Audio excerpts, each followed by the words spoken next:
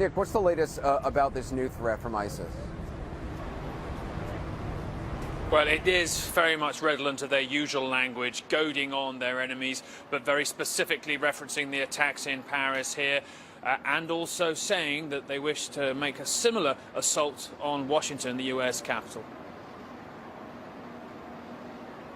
We say to the countries that participate in the Crusader campaign, I swear to God, a similar day that France went through, you will go through. I swear to God, as we struck France in its stronghold, Paris, we will strike America in its stronghold, Washington, with God's will. Now, they have consistently made similar threats, and this carries all the logos, the hallmarks of usual ISIS propaganda. But it's the timing, Anderson, this renewed threat that's so important. Clearly, in the hours since the attacks, they have worked hard to get these people on camera, to put this together, to make it quite clear that they are unbowed, that they are actually caught and want this fight. That's always been the ISIS message, apocalyptic, beckoning on the end of days. Despite coalition air power above them, they seem to want to goad on their opponents here, who they call the Crusader mission. That's the US and its allies, perhaps a bit too, to say they're unbowed and try and attract more recruits, Anderson.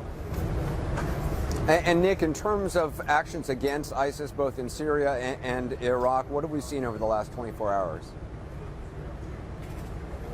Well, first of all, the French, in a very strident, some might say symbolic, politically toned message, carried out 20 separate explosions from airstrikes performed by 10 jets of a sortie of 12, which were predominantly around the suburbs of Raqqa. Activists saying that two major areas, the stadium and the museum, they're not used for those purposes anymore. The kind of headquarters and jails mostly got the majority of the strikes here, as did other targets around Raqqa. At the same time, too, the US coalition was hitting around Raqqa and the other roundabouts too, about 4 separate attacks there, but 116 of a series of vehicles out to eastern Syria, an area called Abu Kamel, that were travelling in the assistance of ferrying oil around for ISIS. Remember, they make a lot of money from the oil black market. They were taken out by a series of AC-130 gunships and A-10 craft. So a lot of firepower aimed at that oil distribution network, trying to undercut ISIS funds, coupled with the French now making that very clear statement against the capital of the self-declared Caliphate, Raqqa.